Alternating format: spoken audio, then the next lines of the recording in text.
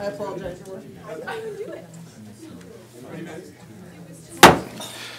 Good evening and welcome to the regular meeting of Council for Wednesday, January 23rd, 2019. We are starting the meeting at 7:15. We apologize, we were a bit late. We had gone in camera and it went a little longer than we expected, so we apologize for the delay. At this time, we have the confirmation of agenda. Are there any emergent items from any of the councillors tonight that need to be brought forward? I have one emergent. Councillor Peterson? Sir Corbett. Your Worship, I would like to add an emergent issue to the agenda under urgent business, under section 11, if I have the permission of council, and that is regarding a letter we received from the Strathmore Municipal Library and just a need for additional information and some response from administration. Thank you, Councillor Peterson. So we'll make that 11.1. Thank you. Are there any other emergent items from councillors? And are there any items from administration for the agenda? Yes, Your Worship, thank you. We have an addition under 9.2, Notice of Motion, Traffic Advisory Committee, Highway Signage Education Project.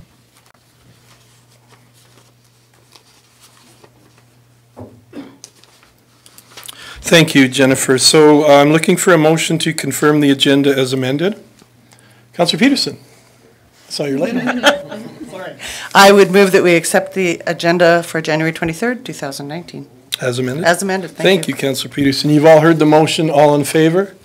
The motion is carried, which brings us to presentations and recognitions. I don't believe we have anything tonight.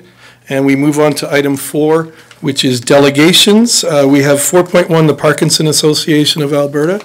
If we have some representatives who'd like to come up to the middle microphone area. And just as a reminder, I'm sure you've been told, but you would have 10 minutes to present. Correct. And then there may be questions and comments afterwards. Thank you. Yeah, it should be good. And welcome to tonight's meeting. And if you wouldn't mind just introducing yourself on the microphone, that would be great. Just right back. Yep, awesome. So, hello everyone. My name is Chad King. Thank you guys very much for listening to us tonight. I am from the Parkinson Association of Alberta. And I'm a client service coordinator for the organization. We represent all of Alberta. Currently, we're in Calgary. Is this our head office? However, we are stretching out our reach a bit, so we've already extended into Canmore, and now we've chosen to go into Strathmore, and we're south towards Nanton as well. So today, I just wanted to let you guys know about our organization, a little bit more about Parkinson's disease in general, and just why we've come to this community. So for those of you who don't know what Parkinson's disease is, it's a chronic progressive neurodegenerative condition. It affects approximately 10 to 12,000 individuals in Alberta alone. It's the second most prevalent neurological condition behind Alzheimer's disease. And the statistics are set to double actually by 2030 of those incidents of Parkinson's. So that's why we're trying to reach every small community we can and let them know that there are available resources for them. So what causes Parkinson's disease? Currently there is evidence to show that some genetic component as well as environmental triggers, which I'll get into the next slides, but currently it is not known. We do know low levels of dopamine within the brain, specifically within the substantia nigra, causes issues with movement and mood regulation. Does anyone here in front of the council here know someone with Parkinson's or affected by Parkinson's? Okay. So you guys might have a little bit of knowledge on what they kind of go through throughout the day. So why are dopamine cells affected? So as I mentioned, it's genetic and environment. Now we do see a higher prevalence in the prairie regions, and the the reason as to why could be pesticides and certain occupation hazards, dealing with certain metal particles. Just because you are exposed to these things, though, I just want to let you know that doesn't mean you will get Parkinson's. It is just a risk factor. Genetics has a large component for the condition as well. So the main motor features, so to be diagnosed with Parkinson's disease, there is no physical test that can be done. There is no blood work or scan that can be done to show that you have Parkinson's. They are now at about a 95% success rate of diagnosing Parkinson's. So you need to have 2 out of 3. So either muscle rigidity, tremor, or bradykinesia. So bradykinesia is a slowness of movement. Muscle rigidity and tremor, of course. That's probably the Taylor symptom of Parkinson's that you are used to. However, it only actually represents about 70% of those diagnosed. The other 30% usually just contain a muscle rigidity and bradykinesia symptom. So other motor symptom issues, so walking changes, postural instability, decreased loss of facial expression. So if you have met someone with Parkinson's, you can notice a kind of facial mask. It's called the Parkinson's mask because as it affects the limbs, it also affects the face muscles as well. Trouble with swallowing, drooling, and choking. So although Parkinson's disease will not kill you, it will in fact cause issues with your swallowing, and usually choking can be a large hazard of death of Parkinson's in the latter stages. Speech is softer and harder to understand, so they deal a lot with speech language pathologists to help improve those. Small handwriting is an early indication of Parkinson's disease. People often have said that their handwriting has become really problematic, and then they go to the neurologist and all of a sudden they have Parkinson's. So difficulty with fine motor movements and freezing. So freezing is a phenomenon of Parkinson's disease where individuals happen to change from one pattern to another on the floor, let's say from hardwood to carpet, and all of a sudden their body is not allowing them to move past that stage. So there's a series of tricks and tips that people use for one another. That's why we share those at support groups to stop freezing. It usually happens in the latter stages of Parkinson's though. So when thinking about Parkinson's disease, we often think of all those motor issues that I just spoke about. However, what is constantly overlooked is the non-motor symptoms of Parkinson's. Over about 50% of people suffer from depression and anxiety. One being diagnosed with a neurological condition obviously is quite heavy, but also it's the chemical makeup of the brain. Lack of dopamine means apathy, anxiety, depression. There's constant reports of sleep disturbances. Many people suffer from REM sleep disorder with Parkinson's disease. Fatigue is common, constipation, urinary problems, and cognitive problems. Up to 80%, actually probably 85% of folks have a more probability of getting dementia once diagnosed with Parkinson's disease. So how to treat? Currently there is a few different treatments available, but these are only just to manage the symptoms of Parkinson's. It is progressive, so there's no cure currently, but there's certain medications that are made available that help with the day-to-day routines of people. So you can certainly live well with the condition for many years, but it obviously has its problems. And exercise. So exercise is the only non-medication treatment. It actually can slow the progression of the disease down. As the brain is plastic, it can certainly have neuroprotective measurements behind it. And there's the therapies that people use, like physical therapy, occupational speech, dietary changes can occur, which will help, and surgery. So there's a few surgeries that are available here in Alberta. Deep brain stimulation surgery, where they attach electrodes to the brain, and it's monitored by a pacemaker-like battery on your chest. And there's something called duodopa pump. It constantly administers the medication, bypasses the stomach into the jejunum and in the small intestine, and constantly administers the medication so you're not taking it orally. And these are those two surgeries usually take place when medications are becoming really problematic and not doing the trick the way they once did.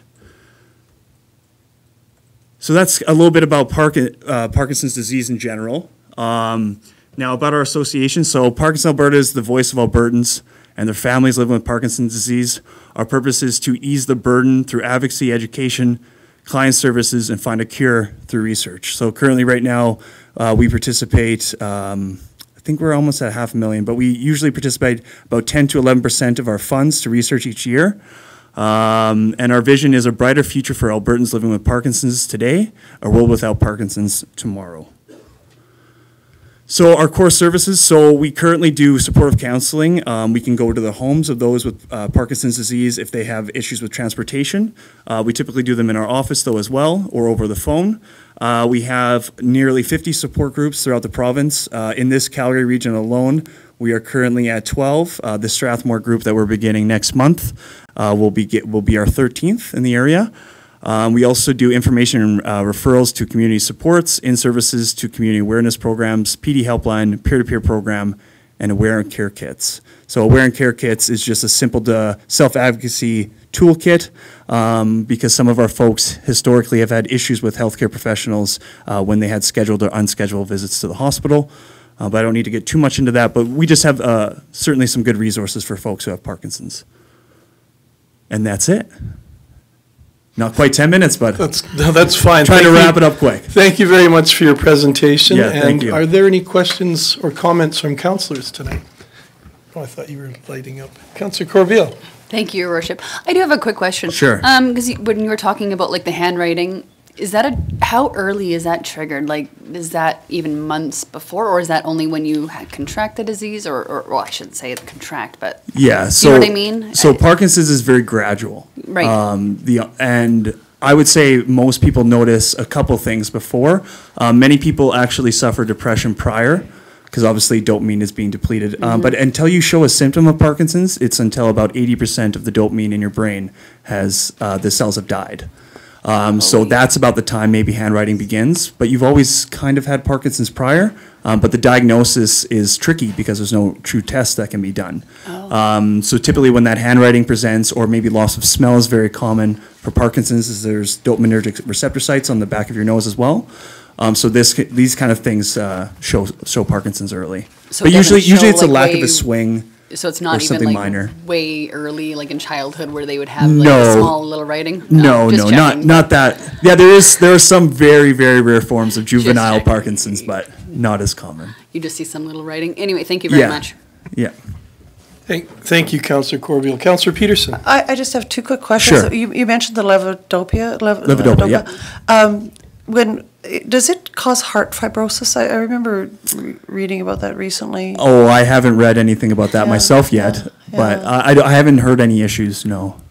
And the second question, do you know where you will be located when you move? So we're not setting up an office here. No? So you're just a presence and, We're a presence. We have a support group at Hope Community Church. very good. Yeah, so that'll be on the first Thursday of every month at 1:30. First Thursday of every month. At 1:30. So we'll have that. So that's kind of what we do when we move into new regions, is start with a support group.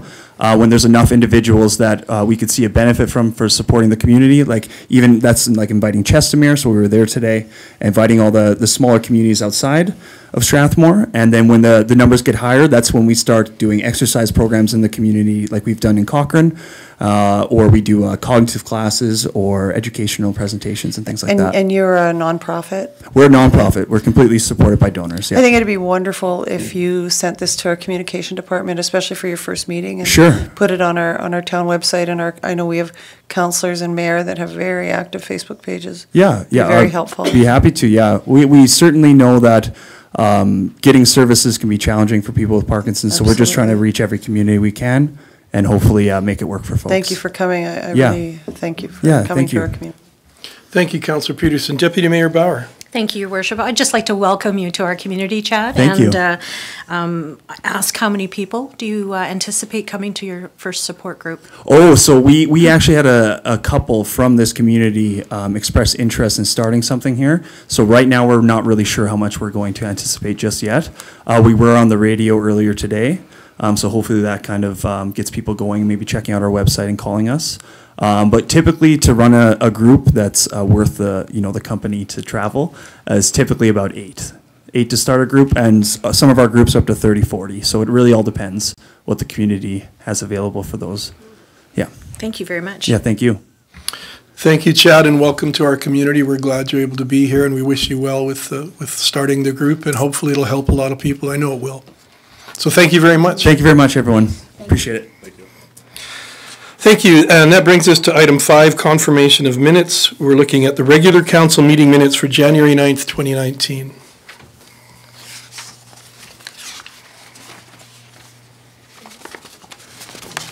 Councillor Corbeil. Oh, goodness. I move that council approve the regular council meeting minutes for January 9th, 2019 as presented. Thank you. You've all heard the motion. Is there any discussion? All in favor? And the motion is carried. I don't believe there are any tabled items tonight, which brings us to items from administration, and 7.1 is the town hall location. It's found on page 29 of your agenda packages. If you're in the audience tonight and you didn't pick up an agenda package, there are some on the big desk over to my left. And Mr. Legore, are you speaking to this?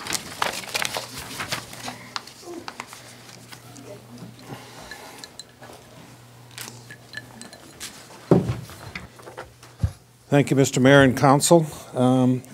Over the past few months, we've been working towards the planning of a new town hall. We have been concentrating on the parking lot west of the Kinsman Park up until a few weeks ago, and then we were directed to consider a number of other sites. We have looked at 7 sites now, and we provided information to Council on those 7 sites. And we can certainly go into detail on them if you want, or we can just proceed with your recommendation, whichever council prefers. Well, I think, Mr. Legore, if you could just briefly touch on each one, just to refresh people, and then we don't need to spend a lot of time. We've had 4 open houses and a speaker last night, so if you could I don't know, give us the condensed version on the different scenarios that have been presented, then we can discuss and see about putting a motion forward if there is one to be made. So the first 3 sites we looked at are in the parking lot of the Kinsman Park, currently at Lakeside and 2nd Avenue Park Lane. It takes about 2% of the parking lot, total Kinsman Park, for the footprint of the town hall building itself. So the first one we looked at was in the northwest corner of the park, and initially we thought we had support for this, and then there was some opposition to that particular location raised, and we're looking at this in conjunction with a master plan for the Kinsman Park itself for future improvements on it. Certainly our goal is not to conflict with park users and try and maintain it so it not only complements Kinsman Park, but it also becomes important for the vitality of the downtown core.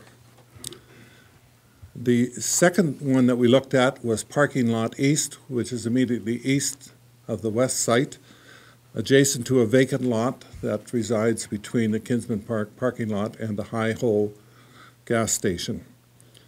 And very similar to this will still have an impact for the downtown core. Not as significant as parking lot west, but it certainly will complement the downtown. And once again, we're looking at that so not to disrupt any of the Kinsman Park users. Any additional parking that is required for either one of these sites is going to be developed in Kinsman Park off of Center Street for staff, and it'll also complement all the Kinsman Park users that go there, such as farmers markets, special events, etc., weekends. The third one we looked at was the parking lot north, which is parallel to Park Lane, and that is the most disruptive to the parking lot at the Kinsman Park of any. It would probably have the most impact on any users there. The fourth one we looked at was Lambert Park, and it would take out the entire Lambert Park to build the town hall there and parking would only be sufficient for the town hall needs. There would not be any public parking in that site. We're concerned, we don't know a lot about the soil conditions because no testing has been done on that site. The fifth site was building on the existing town hall here. And the plan has been always that when we vacate this site would be used for future seniors housing. And it is a responsibility of the town to provide land for seniors housing.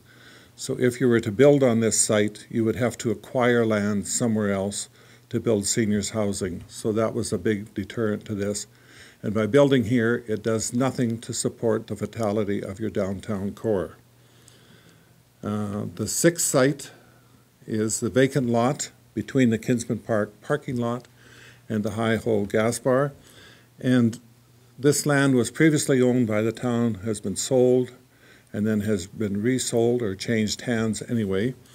And we do know there is some subsoil conditions. We do know there was some remediation on that site, but we don't think it was sufficient for what we would need to build a town hall in there. And it just adds to the cost because the town would have to purchase the land. So that's in addition to what you're going to have to do to build the town hall. And then the last site we looked at was the Kinsman Ball Diamond.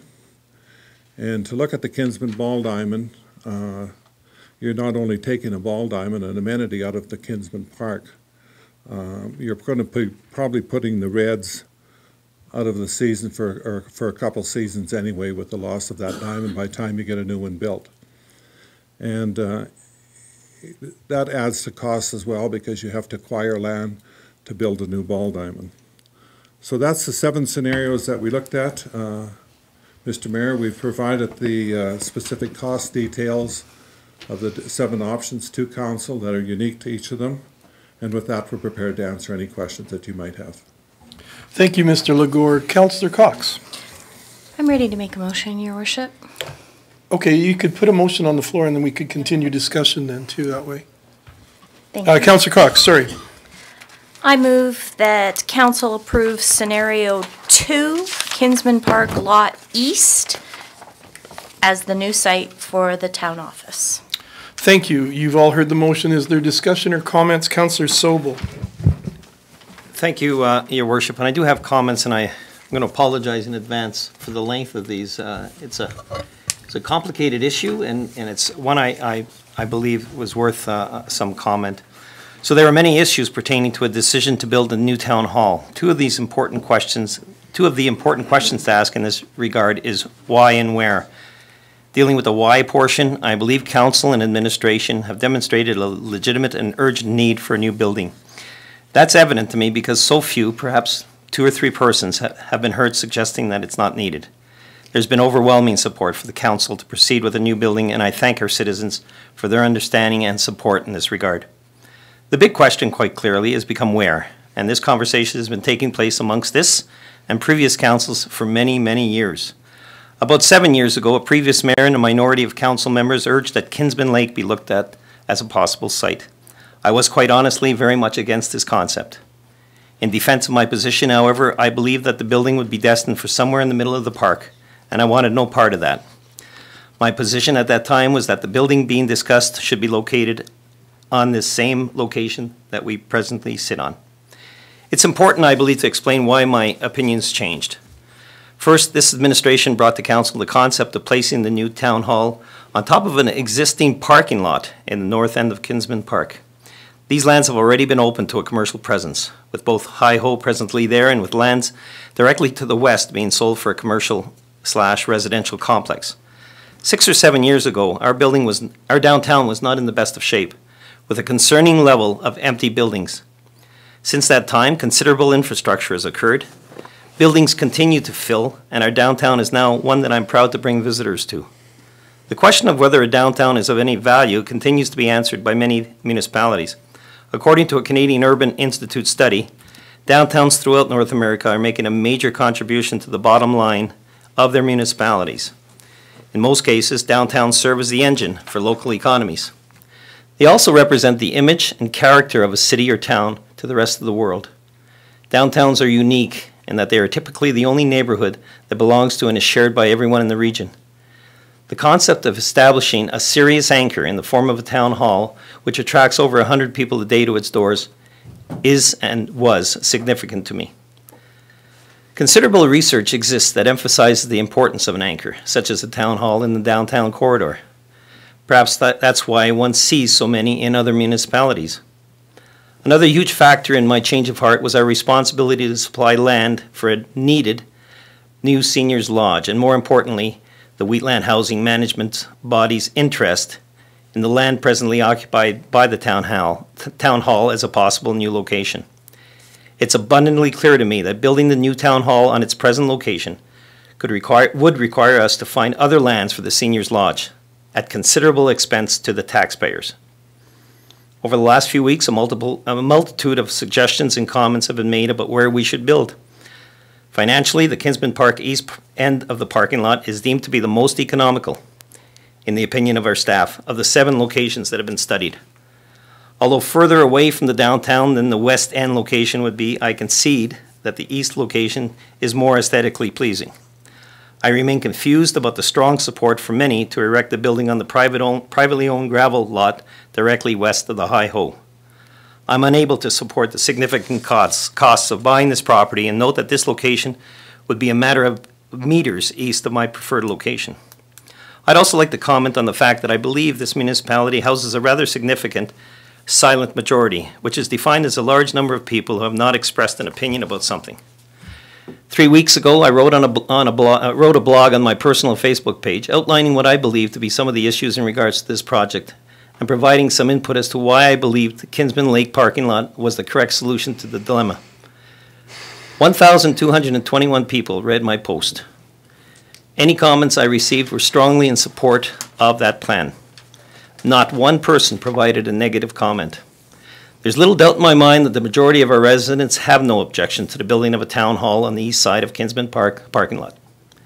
To me, the proposed site makes sense. It's a small footprint, occupying less than 2% of the present size of the park, which incidentally has grown by more than 9 acres as a result of this council purchasing land on the east side. I value this park as our town center, but also view it as only one part of our municipality.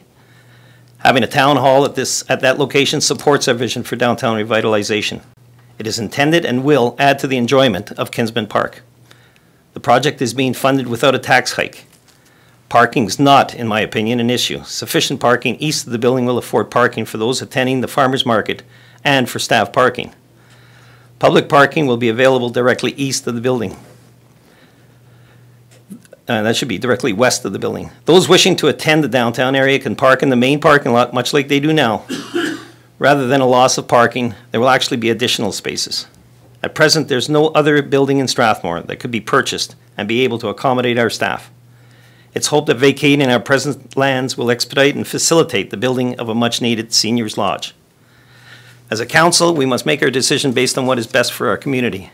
We should consider not only what is good for today in January of 2019, but also what will be needed in the future.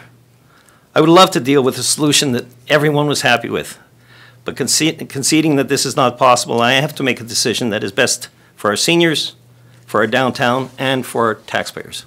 Thank you very much for your patiently sitting through this. Thank you, Councillor Sobel. Councillor Corbeil. Thank you, Worship.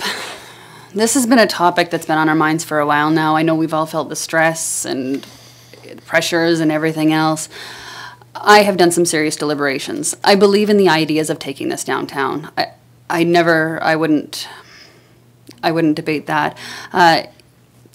In saying this, though, this is the one location that I could live with. I couldn't live with the original Northwest location, only because I feel other options are better suited and that I should vote for my preferred location is the only reason that I am not voting in favor. So. Thank you, Councillor. Thank you very much, Councillor Corbeil. Deputy Mayor Bauer. Thank you, Worship. I just want to say that I did not come here with a prepared statement, that I have, even up to now, really weighed all the information about all the different sites, listened to people, gone on social media, talked to people personally, and I do not have any site that I believe has more weight or more value over another. What I do see value in is we are bringing people together. We have started conversations that have united and divided people about our town, and it has ignited another love for a place that we love to use, Kinsman Park. And I am excited for the future. I'm excited to build in Kinsman Park and look at this as being something that we can embrace and use for our future generations. I know that it'll change. I know that we're going to be involved in the consultation process from here on end. I have faith in our administration that they have not only guided us up to this point, but they will continue to guide and inform us right up until we are able to open our doors to all of you.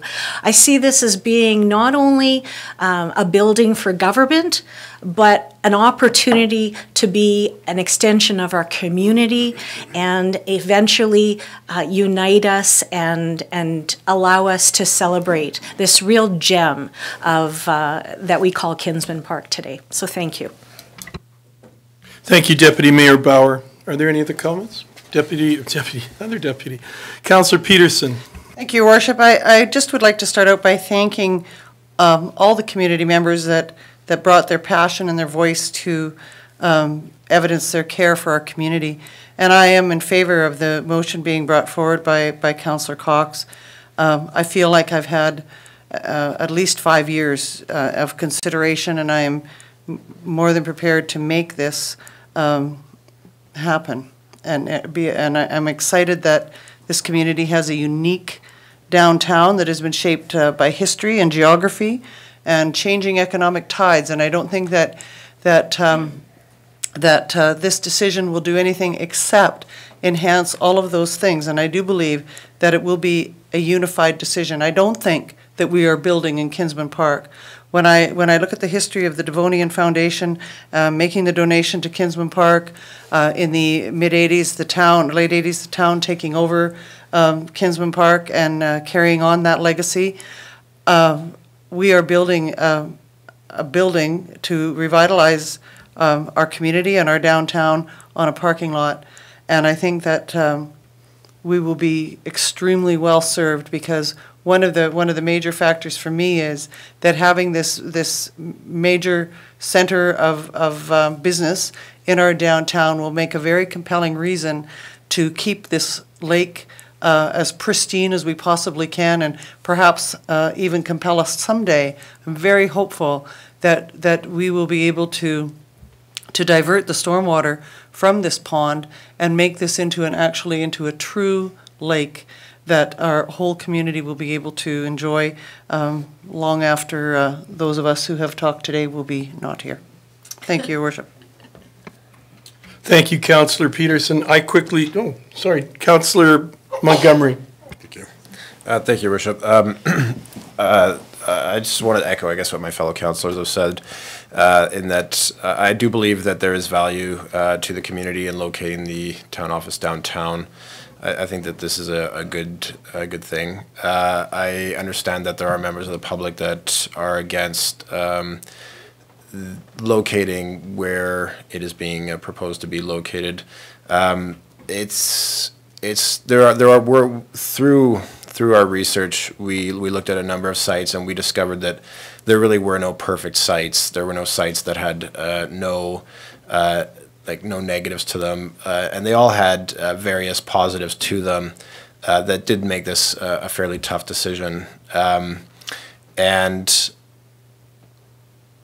so while this site was like Councillor Corbell said, this was not my personal favorite choice, but it's not a bad location.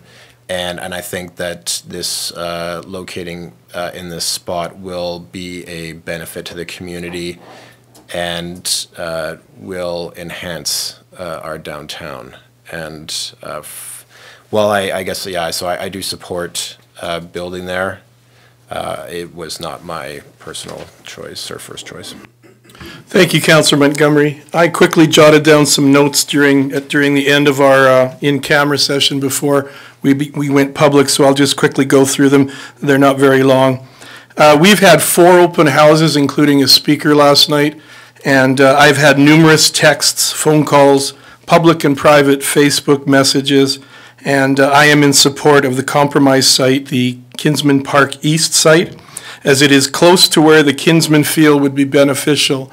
They have proposed that we purchase back the property next to Hi-Ho, but I have strong concerns, and based on the information we've been provided and the amount of discussion and information that has unfortunately gone out into the public, I am not confident about getting a fair and good price to get that land back.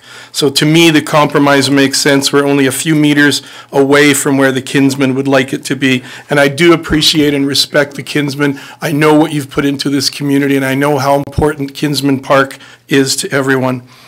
Having this east location would leave the parking lot intact, and we would only need to beautify it and redesign it a bit.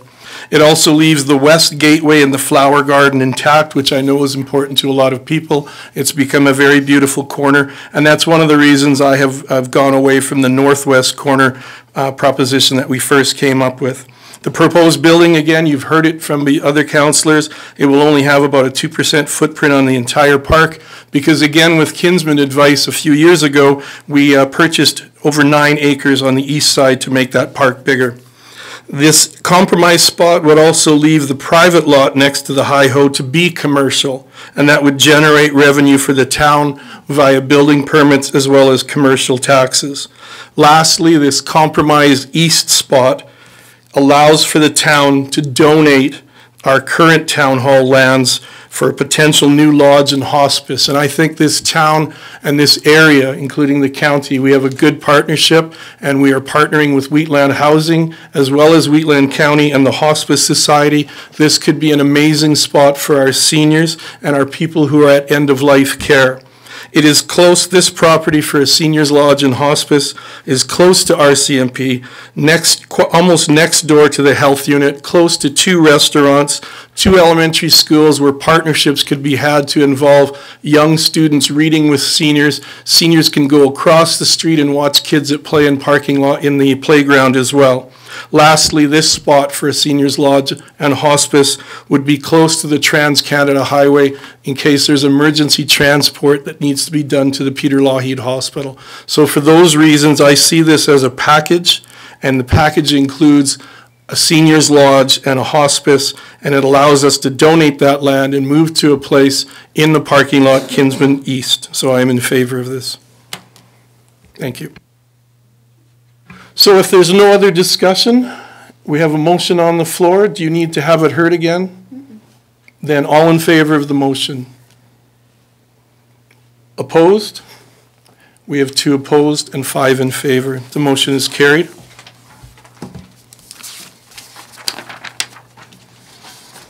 And this now brings us to item 7.2, the home support program found on page 25 of the agenda.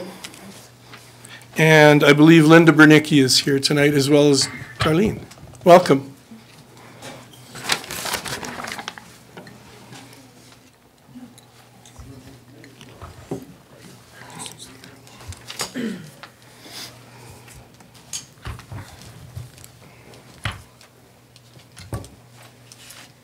Good evening, Your Worship and Council. Yes, Darlene Knaus, the FCSS programmer, is here with me tonight as we share with you the progress of the home support program. As you're aware, the home support program provides light housekeeping, companion care, and grocery shopping to low-income people to low-income seniors and people with disabilities. So the new program model and policy was introduced in July of 2018, and the goals of the new program model are to provide a more effective and efficient service while aligning with the Government of Alberta Senior Benefits Program, provincial FCSS legislation, and best practices when working with seniors, along with streamlining services.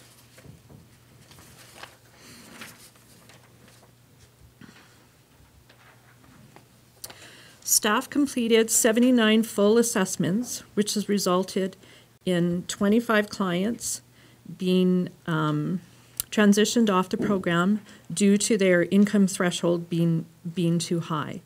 We currently have 46 clients with a wait list of 38. 8 clients' rates will stay the same. 38 clients' rates will increase, which on an average the increase is $10 an hour, However, it's important to note that they qualify for the Alberta Government Subsidy Program, which means that they will get full reimbursement for that increase. We have been able to assist 28 of these clients accessing the Alberta Senior Benefits Program for a variety of services that they weren't previously accessing.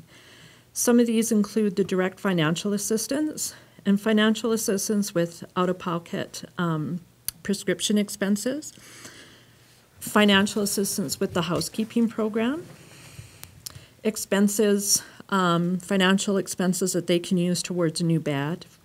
Another example is regular toenail maintenance and personal response services, and the list goes on of different services that they may be able to access that they weren't before.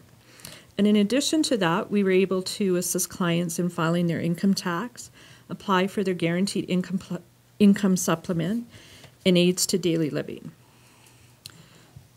The 38 clients that are currently on the waiting list were pre-screening over the phone, and we've started that this week.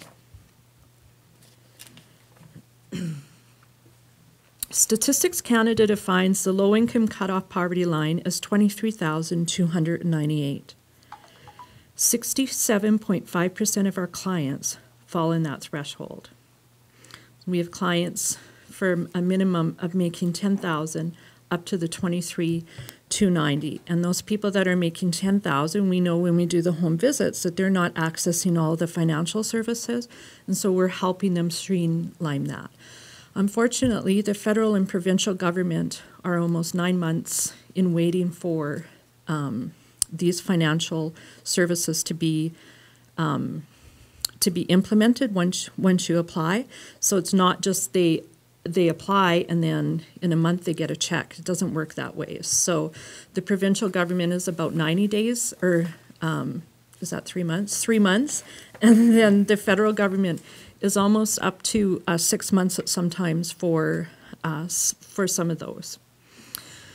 So you'll see that we have 1.5% or 3 clients that fall outside the financial guidelines.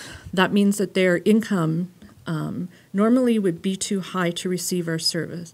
However, that is 3 clients that are diagnosed palliative, and therefore we made the decision to keep them on their program even though their income was way too high because of their palliative diagnosis.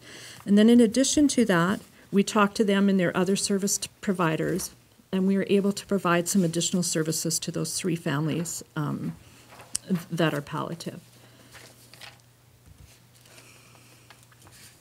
So the new program model has made a huge impact on staff. And through the transition, staff were empowered by being a part of the process the entire way. And this has resulted in new learning and new growth for the FCSS staff. And it also has resulted in staff being more aware and more competent in the way we provide services and why we provide the services that we provide. And the consistency and streamlining of the services will reduce administrative time over a period and will also provide more alignment with the Council strategic plan.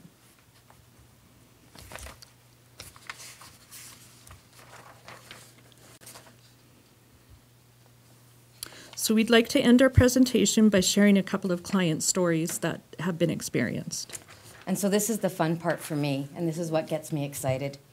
One couple that we went to visit had been dealing with quite a bit of additional costs due to illness, and they were even struggling to just even provide the basic necessities like groceries.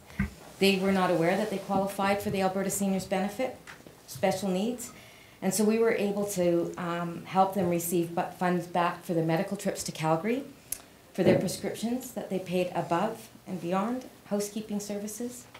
There were several other resources that we were able to provide them with, 2 being referrals to the food bank and the Christmas hamper. They didn't realize that they would qualify for either of those services because they thought it was for families only, and because it was the 2 of them and only seniors, they didn't feel that they qualified. Both the husband and wife were in tears when we left, which was fabulous to see because we knew that it was life-changing for them. So that's so good that validates what we do, and we get to give them the full circle service. Another senior that we visited was a single woman. She lives alone. She has no family close by at all. She has a few friends in the building, and that's it.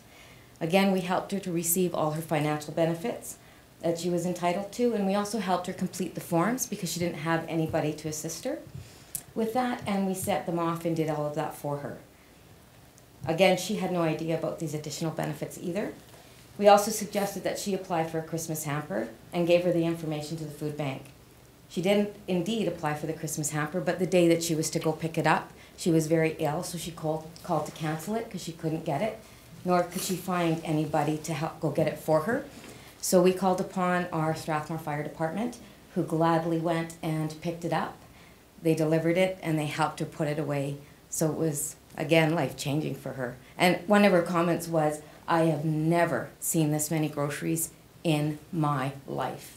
So it's just very satisfying and rewarding to have done this and to continue to do this for our seniors and our low-income and families with disability in Strathmore.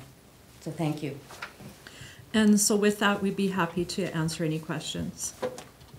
Thank you for the report, and thank you for all the time and effort your department is doing to help our most vulnerable part of the population. So it's much appreciated, and I can tell when you retell the stories how emotional it is for you too. So much appreciated. Councillor Corbeil, and then Councillor Peterson, and then Montgomery. Thank you, Worship. I'm just going for clarification. Like, in the end, it will not cost our clients more, but we will retain more money in the end, right? If they are entitled to the benefits. Is that what you're saying? Correct. So even though it's gone up, we're going to help them get that full reimbursement back. So it's not going to cost them any more money in the end at all. Sweet. Thank you. Thank you, Councillor Corbeil. Councillor Peterson. I really appreciate the collaborative, coordinated approach you've taken. I hear it from service providers throughout the community, including the county and beyond. The great appreciation for the service. I have a story of my own. I had a senior citizen who came well below this threshold, who had called me to say that she had a son with special needs, an adult son, and that because of that, she couldn't move into the seniors' residence, although she qualified. And there was little capacity for him to find housing. And she said she was living on just slightly more than $10,000 a year, she and her son. And she talked about how, she had literally contemplated how they could end their lives so that they didn't suffer like this. And then she somehow, I think, was referred and into your office.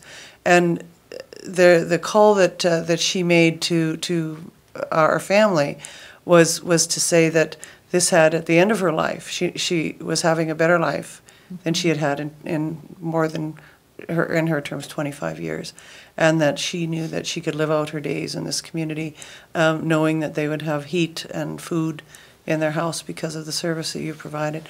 It's a story that I've heard consistently over time, and it's just an incredible addition to this community for the same money. And less money, actually, and this immense service. And I have heard also that the money that's come into the community to the people who are under this threshold has actually gone well over $1 million to this point. I can't offer the two of you and all of your staff my most profound thanks. Thank you. Thank you, Councillor Peterson. Councillor Montgomery.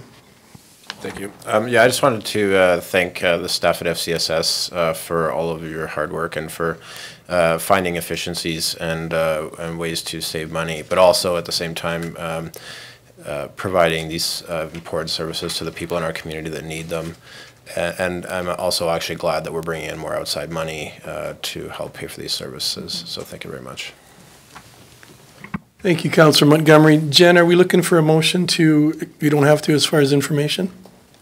So we do need a motion to accept the report as information. Councillor Peterson? Thank you, Worship. I would move to accept this report with for council and with great appreciation and gratitude. Thank you, Councillor Peterson. You've all heard the motion. All in favor? And the motion is carried. And thank you again for all your time and effort for these people of Strathmore. Thank you, Darlene. Which brings us to item 7.3, the electrical franchise fee. It's on page 28 of your agenda package. And Mr. Teedy, are you speaking to this one? Yes, thank you, Your Worship. The current franchise fee for electricity paid to the town is 15% and raised just over $1 million in 2018. In 2017, $859,000 was raised. Revising the franchise fee rate to the 16.25% would increase the average residential franchise fee from $9.56 to $10.36, an increase of 80 cents per month. All provincial funded institutions, schools, and senior lodges pay no property taxes. The franchise fees and utilities are the only source of revenue for the town from these provincially funded institutions. The 2019 long-term financial plan and the 2019 budget included provisions for adjustments to the electrical franchise fees. The electrical franchise fee for surrounding communities are listed in the materials that you have there. And that concludes my comments, Your Worship. Thank you, Mr. Teedy. Councillor Montgomery. Thank you, Your Worship. So I guess just so the public has an idea about some of the nuances to this. So while I personally hate the idea of collecting more money and increasing people's utility bills, it's important to note that if we did not have this franchise fee that, as Mr. Teedy has stated previously, that we would not be collecting, I guess you could say, money from some of the organizations in this town that are tax exempt by the province and federal government. And it's, I guess, worth noting as well that if we were not collecting the money through this route, then we would actually have to raise the property taxes, and we would also not be getting that money from those organizations on top of that. So while this is very unpalatable to me, it is probably the least unpalatable option while still trying to collect enough revenues to run this organization. Thank you. Thank you, Councillor Montgomery. Deputy Mayor Bauer. Your Worship, I'm prepared to make a motion. Thank you. Thank you. I move that council authorize the franchise fee for electricity to be adjusted to 16.25% and that this change be advertised for 2 consecutive weeks and that the CAO be authorized to make application for the revision of rate and sign the amendment to the franchise fee agreement with Fortis Alberta. Thank you, Deputy Mayor Bauer. You've all heard the motion. All in favor? And the motion is carried. Which brings us to 7.4, natural gas franchise fee. Mr. Teedy. Thank you, Your Worship. The current franchise fee for natural gas paid to the town is 20% and raised $477,000 in 2018. In 2017, the amount was $443,800. Revising the franchise fee rate to 24% would increase the average monthly residential franchise fee from $7.99 to $9.59, an increase of $1.60 per month, based on 115 gigajoules per year. Franchise fees are paid by all utility consumers, and once again, provincially funded institutions pay no property taxes, and this is the only method of receiving revenue from these institutions. And again, the 2019 long-term financial plan and the 2019 town budget provided for adjustments to the natural gas franchise fee. The fees for surrounding communities are again listed in the report, and that concludes my comments, Your Worship. Thank you. Are there any questions or comments from councillors? If not, is someone prepared to make a motion? Councillor Cox. Your Worship, I move that council authorize the franchise fee for natural gas to be adjusted to 24%, and that this change be advertised for 2 consecutive weeks, and that the CAO be authorized to make the application for the revision of rate and sign the amendment to the franchise fee agreement with ADCO Gas. Thank you, Councillor Cox. You've all heard the motion. All in favor? And the motion is carried. Thank you, Mr. Teedy. And thank you for your time and efforts on this as well. Item 8, committee reports. Are there any reports tonight? Anything? Okay, thank you. Councillor Corbeil. Thank you, Your Worship. We had a emergency management committee meeting just this morning, and I just want to reiterate the importance of signing up for the Strathmore alerts. It is not the app. It is not the same as the Alberta alerts or whatever that you can get. This is strictly for Strathmore. And if you haven't signed up, please do so. Thank you, Councillor Corbeil. So are we looking for a motion to accept that report then, Jen? Is that correct? So we need a motion to accept that report as information? Councillor Corbeil. I move that we accept the report as information. Thank you. You've all heard the motion. All in favor? Motion is carried. Which brings us to item 9, items directly related to council. 9.1, notice of motion, single-use plastic bags, page 32.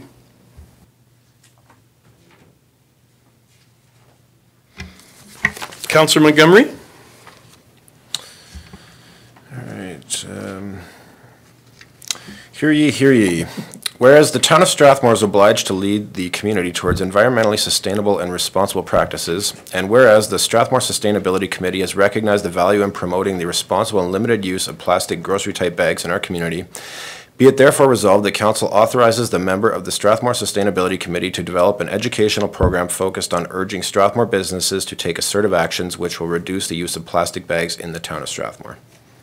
Thank you, Councillor Montgomery. And Jen, will that be coming at the next public meeting, or does it have a date where that's coming forward? I didn't see it. I guess I can move that right now. Okay, sorry, I thought it was coming to. All right, well, I will move that council authorize the members of the Strathmore Sustainability Committee to develop an educational program focused on urging Strathmore businesses to take assertive actions which will reduce the use of plastic bags in the town of Strathmore. Thank you, Councillor Montgomery. You've all heard that? Discussion? This wasn't a notice of motion. Yeah. But I thought it said 15th, and then today it's coming forward. I'm a little confused, too. Well, we had kind of sent it out last week, but... Okay. We've had lots of notices. So Jennifer, is there any problem with having a notice of motion coming and then accepting it and voting on it at the same meeting? Your Worship, that is a little, no, that's a little odd, yes. Typically, when you give a notice of motion, you give it at the meeting prior, and then the motion, you would decide on a date as to when that motion is coming forward to allow for council to consider. Okay, so I think what we're a little confused on is it says January 15th as a notice of motion, and the meeting date is January 23rd. And Your Worship, council can, if they want to consider the motion, they can consider the motion this evening. Okay, so Councillor Montgomery has brought the notice of motion and put it on the floor. So is there discussion on that? Deputy Mayor Bauer. Thank you, Your Worship. I'm wondering, in light of what other communities have done already with plastic bags, whether or not this committee would entertain an amendment to their plastic bag initiative to include plastic straws. Like at the committee level, we had only discussed talking to businesses about reduction of plastic bag use. So, Councillor Sobel, did you want to weigh in on that too? If you're done. Oh yeah, go ahead. Sorry. Yeah. Yeah. No, and you're right. I think the committee, and I don't want to speak for the committee, but it's my understanding that this is a situation where we'd like to walk before we run and go very slowly in this process. These are big steps to try to influence the use of plastics. We appreciate the straws are an issue, and might very well be tackling that someday down the road, but I think at this point, I think that the committee would just like to focus solely on the job of plastics bags is going to be important at this point, and it's going to deal with a group of businesses that do not deal with straws as a normal. So including straws would really open the floodgates, so to speak. Well, it's also, we are doing like a whole educational program around plastic bag reduction with like a video and everything like that focused on that specific topic. Thank you, councillors. Jen, did you have a comment? Your Worship, yes, just some clarification. I'm sorry, I was confused with, there's two notice of motions tonight. This notice of motion has not come up before, but if council does want to consider it tonight, you just have to give unanimous consent to add it to the agenda to make a decision on it. Councillor Peterson? I would move unanimous consent, Your Worship, to bring forth the subject plastic bag community education initiative. Thank you. Any discussion on that motion? All in favor? And that motion is carried unanimously. So we have a notice of motion on the floor, and we have a motion on the floor. Did we have any more comments, any more discussion? Then all in favor of Councillor Montgomery's motion. And that motion is carried unanimously. Which brings us to item 9.2, traffic advisory notice of motion. Councillor Sobel? Thank you, Your Worship. So this matter was brought to council as a notice of motion January 15th, and at this point, I'm prepared to make a motion that council approve the Traffic Advisory Committee's highway signage education project for a one-year period in the amount of $2,268, GST not included, and that it be funded from financial stabilization. I'm looking as, that's more of a question than anything. Yes, thank you. And I have comments, Your Worship, if you're ready. Okay, you have a motion on the floor, and you want to make your comments for that, and then we can deal with any questions that might come up? Certainly. So the Traffic Advisory Committee is dedicated to focusing on projects that enhance safety in our municipal roadways. One area that seldom gets enough attention pertains to education. Having signage that reminds our drivers and pedestrians about road safety is a program that is regularly held in many North American communities and which has been met with considerable success. A similar program has been in effect with the Strathmore and Wheatland Addictions Team, or SWAT, and has been very successful in reminding both youth and adults of some of the dangers of drug use and drug abuse. The Traffic Committee recently voted on a motion to adopt a similar program as a pilot project for 1 year. The cost for sign rental for a one-year period is $2,268 plus GST. The committee would be responsible for ensuring the sign rental company, which is Magnum Signs, receives the verbiage for the sign each month. In other words, the sign, which would be placed in a suitable location with the guidance of administration, would have the same message on both sides, and it would be changed to a new slogan at the beginning of each month. The signs will be chosen based on local traffic concerns and their ability to get a traffic safety message across very quickly. At the end of the one-year pilot project, a survey will be established to provide some input as to whether the signage has been effective. Thank you, Your Worship. Thank you for those comments. Are there any questions? Deputy Mayor Bauer. Unfortunately, in this instance, I'm not going to be able to vote for this motion.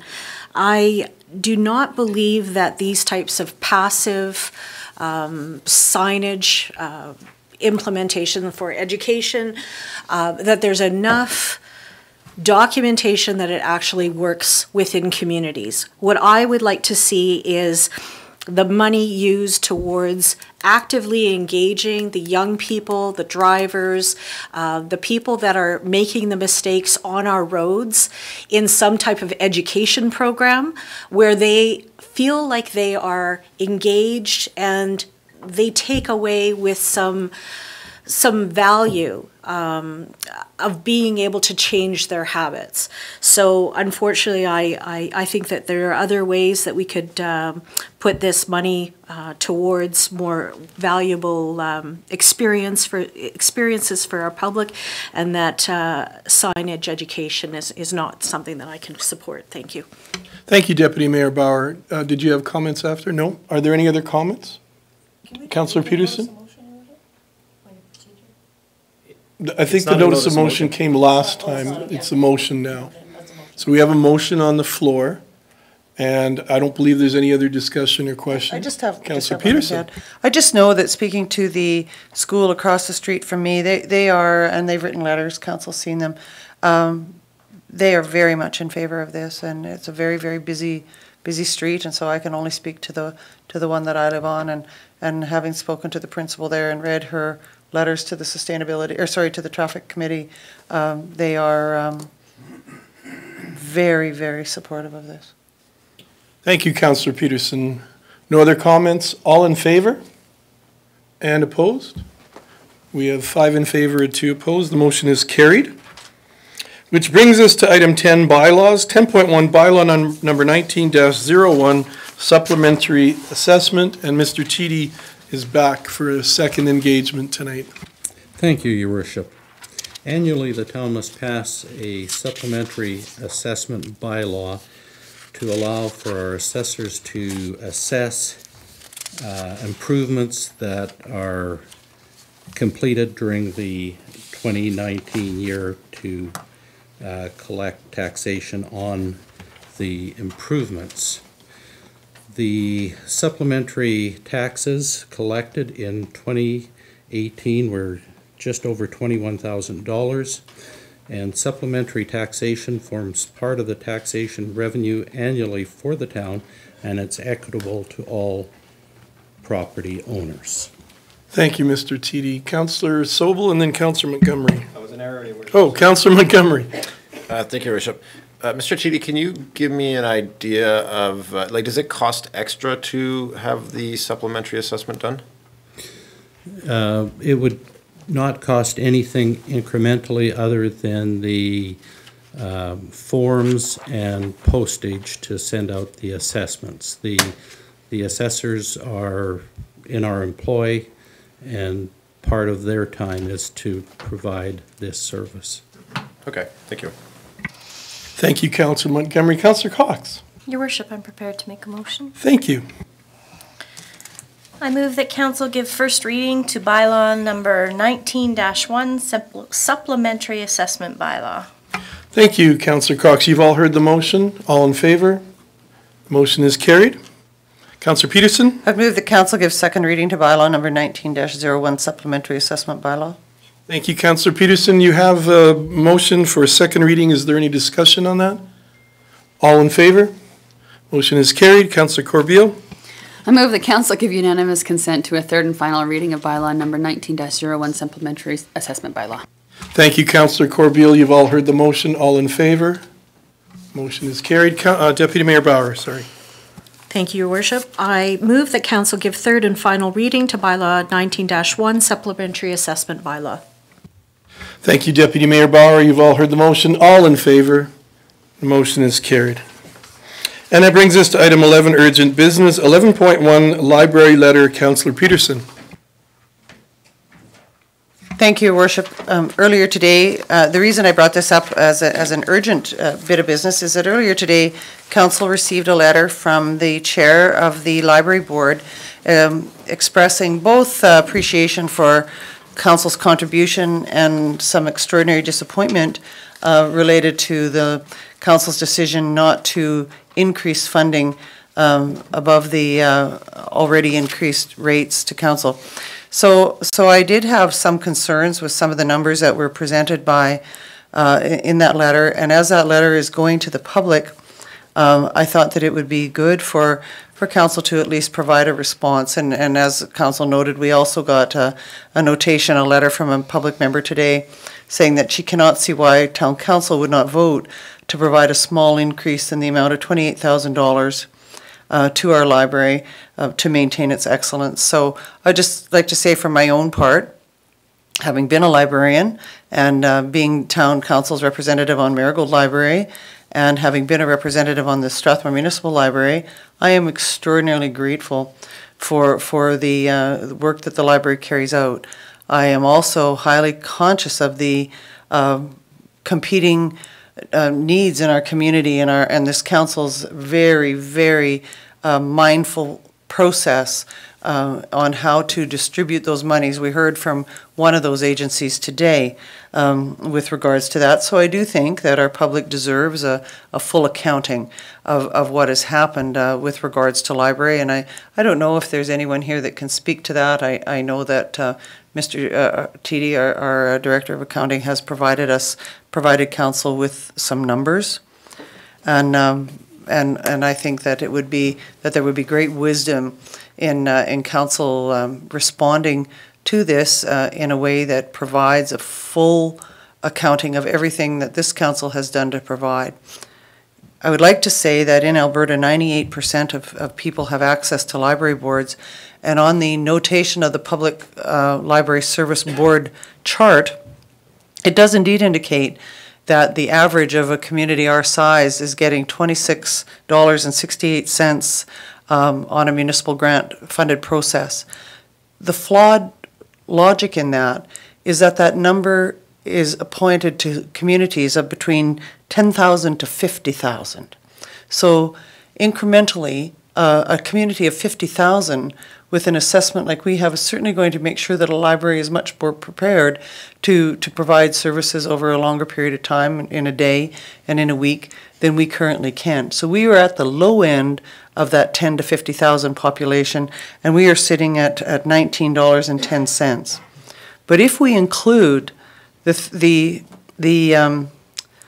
$350,000 that was also put in to this council, directed to the library, and we include that and divide that over the 4 years from the time of the application, it adds another $87,500 to the overall assessment, which brings us well above the $26.68 that is the average of a community of 50,000.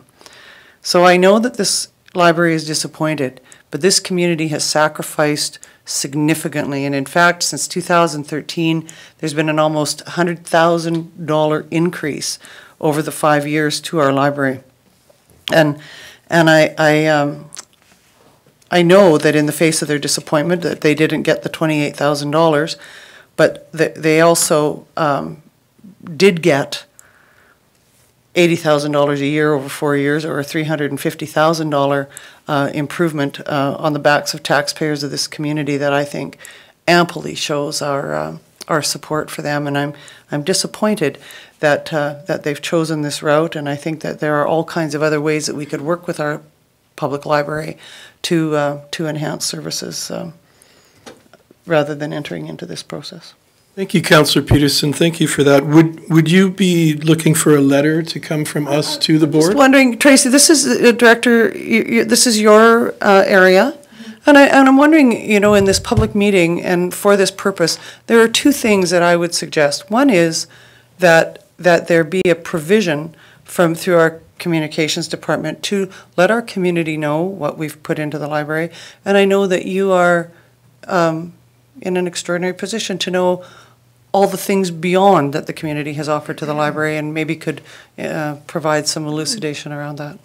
So we can provide more details on some of the dollar values of construction and some of the in-kind costs. I'm not sure if you want me to get into that this evening. Yes, I'd love it. So the project cost for the library reno was just over $800,000, and that included some work we did to the Happy Gang, which was outside the scope of the library.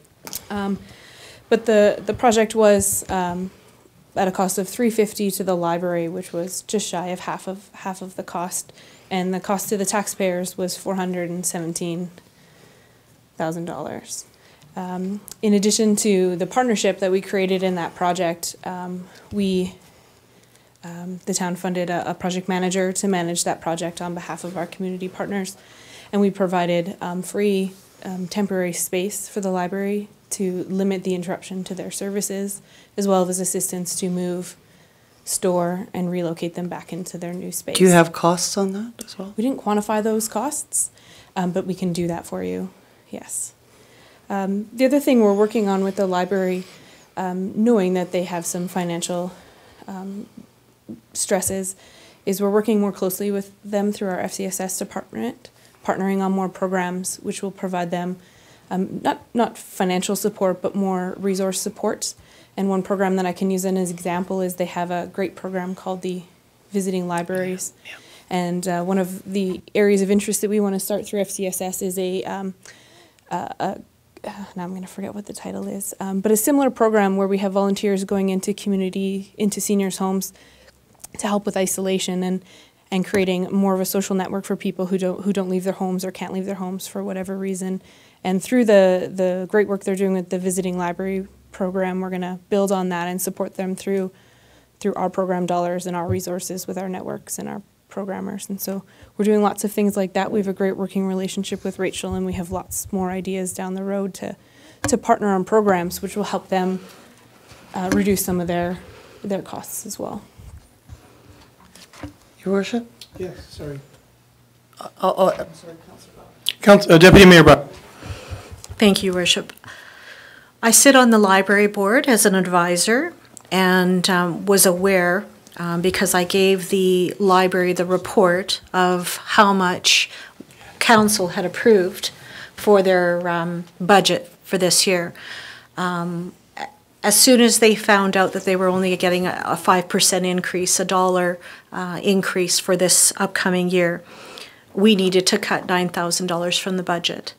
And what I would like to do is, rather than debate what has been done, what could be done, what should be done, I think a letter is certainly appropriate in this situation. But I would also like to invite Rachel, the director of the library, and Jeff Ball, the person who wrote the letter, back to council so that this can be dealt with effectively here in this building with all of us here, because I did bring the recommendations from council to them, but perhaps we need to meet face to face and go over these items together.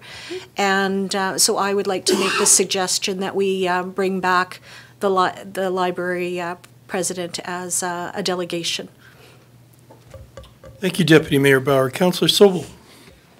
Thank you, Your Worship. Just two comments in that regard, and I have no problem with going that, but there's two issues that are outstanding. First of all, the dollar per capita increase for this year was part of a 3-year contract agreement that we had, and I'll emphasize that word, with the library in regards to what the raises for, or the bumps for 17, 18, and 19 would be. So, I mean, they knew what the increase was going to be 3 years ago for 2019. The other issue I have is, I'd love to have this discussion with them, but we're kind of at a bit of a disadvantage here, as that letter that they've prepared has gone public. So we have to respond somehow to the public and get the correct numbers and get some of the other facts that were that are missing from Mr. Ball's letter that has gone out to the public straightened out. We've already got an irate client who, I would imagine, has only heard the one side of the story. So I'm much in favor of, in addition to what you're saying, but I think we also have to do some kind of public response with some correct information and more accurate information. Thank you. Thank you, Councillor Sobel. Councillor Peterson. I have a motion, Your Worship, if I might. Okay, thank you. I would move to direct administration to write a letter to the Strathmore Municipal Library expressing our appreciation for their services, as well as apprising that board and our community of the contributions of the community of Strathmore to the Strathmore Library. Thank you. You've all heard the motion. Is there any discussion? Can I speak to the motion, Your Worship? I just have one question. It's actually for our Director of Finance. And one of the things that concerned me when I saw the Municipal Library funding page from 2013 to 2017 was billed for over expenditures. So I'm wondering if you could speak to that, just to explain what that means and what that is. And just to note for our public, there is a billed expenditure on the library budget of 22,000, I'm rounding them, in 2013, 49,000 in 14, 32,000 in 15, 38,000 in 16, and 36,000 in 17. Thank you. As part of the budget process, that included in budget is a per capita amount, and we take that per capita amount and multiply it by the population, and that gives us the amount of funding in any particular year. The per capita funding has been increased over the time period from 2013 to 2018 and even into 2019, and the increase in the last 3 years, I believe, has been roughly 5% per year. The town, on behalf of the library board, pay the staff and pay for some expenses.